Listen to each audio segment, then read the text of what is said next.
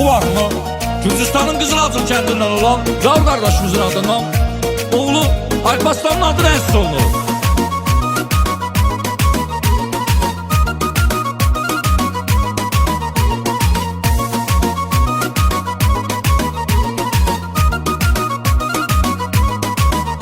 Alparslan atan kimi yaşa olsun xətrin, hörmətin yolunda qurban edər canını atan sənin. Alparslan uğurun bol olsun daim həyatda, sən şərəflə yaşa, cəsarətin olsun həyatda. Alparslan səni pay verib Allah bizə, atan zavur üçün hər zaman bir dənə, sən bir dənə. Atan qürur duyur səninlə, səninlə yaraşıqlı oğlum ürəksən ürəkdə, yaraşıqlı oğlum ürəksən ürəkdə.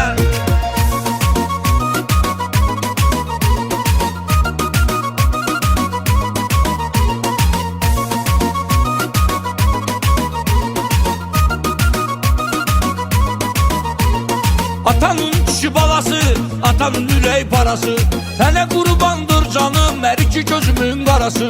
Gürcistanın var olub Mərdoğulları, Zavur qardaşı onlardan biridir.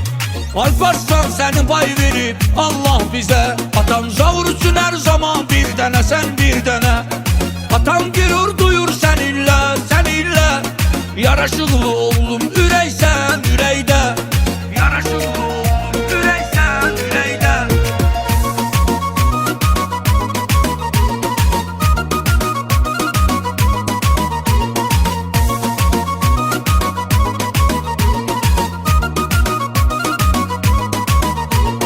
Oğluma bir yaraşı veribdir Allah, görənlər deyir ki Alparslan maşallah. Səni böyüdən ataya əhsən olsun, atan kimi doğruluq olsun həmişə yolun.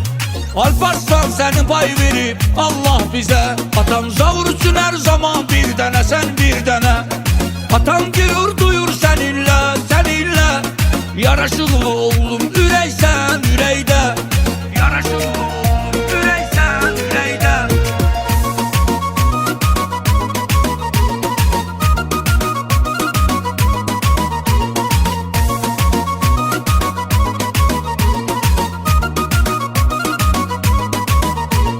Alparslan kim olduğun bilinir adından, sənə mərdlik çatıbdır ulu əcdadından.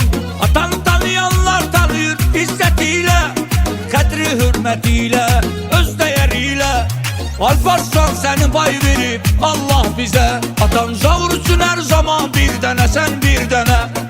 Atan qürur duyur səninlə, səninlə yaraşıqlı oğlum ürəksən ürəkdə, yaraşıqlı oğlum ürəksən ürəkdə.